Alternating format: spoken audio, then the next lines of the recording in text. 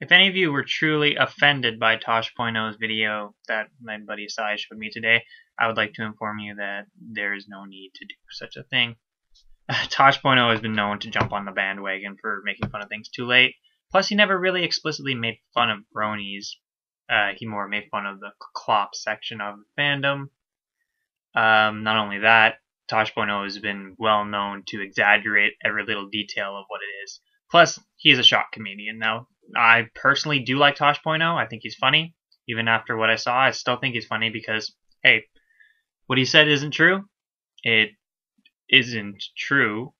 I don't think it will ever be true that every brony is like that. And that when you guys realize that it's just something funny to laugh at, maybe it'll all get better for all of us. Now on to stuff that really matters. Today I wanted to talk to you guys about something.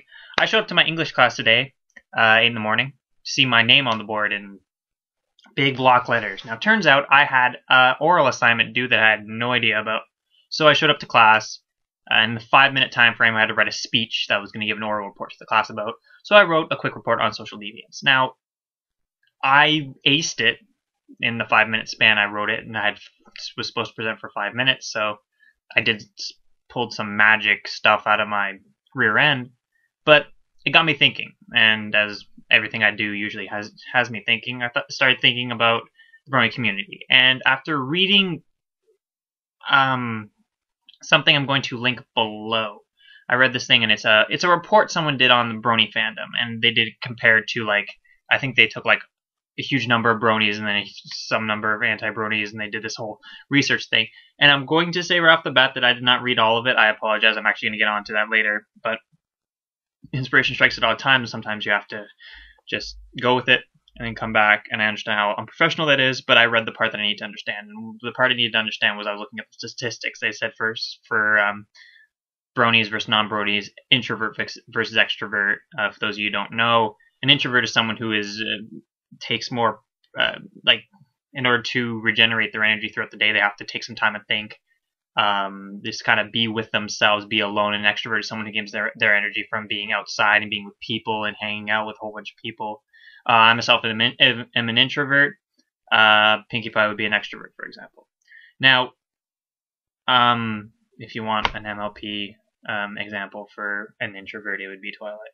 So, now, it got me to thinking a certain thing. Now, the thing I was thinking about was, why is the brony fandom so labeled as these, nerds that are just in their parents' basement, just by themselves, will never have a girlfriend, will never have anything like that, just be these complete losers. And I started to think about it, and then I realized that the brony fandom is a place where you can be a loser if you want to. You can be, overweight, you can be male and like a show that was originally intended for younger children. You can be homosexual, you can be bisexual, you can be asexual, you can be any of these things if you want to be, because the fandom just accepts you for who you are.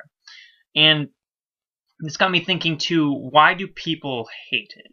Now, I myself am a logical person. I see things from a logical perspective. So I might not understand the concept of trolling and why people like to do it and why it makes them feel good. But my logical reasoning behind this is that why would you hate on something that its entire purpose is to accept everyone from every walk of life? All of us have been handed the shit end of the stick in certain points in our life. We have all been made fun of. We have all had it, like, looked down upon. We have all had something bad happen to us. And in that way, society has kind of screwed us over. But when you see a group that says, hey, we reject society's norms, you can be whoever you want here, then people will attack that thing for not being with the society that made fun of them in the first place.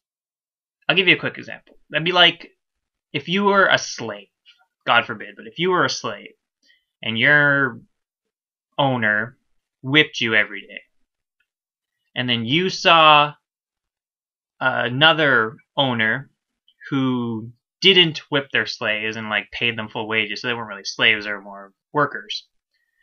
you made fun of that owner in order to make your owner like you more so you wouldn't be whipped as often. Does that make sense? I think it does. That's just my personal opinion, though. You might need to be thinking about this with my sleep-deprived mind, as I usually do.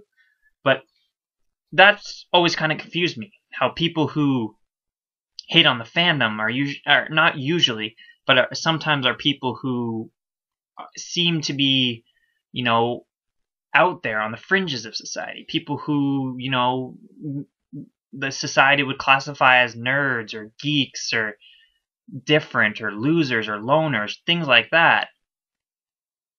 And it's curious that these people will go to such extreme lengths to hate a group that if they try to join would welcome them with open arms.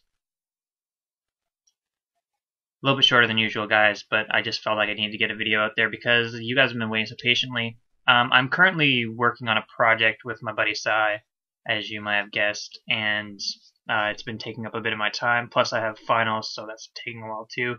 Enough about me. Thank you guys for watching. Have a fantastic day, and I will talk to you guys later.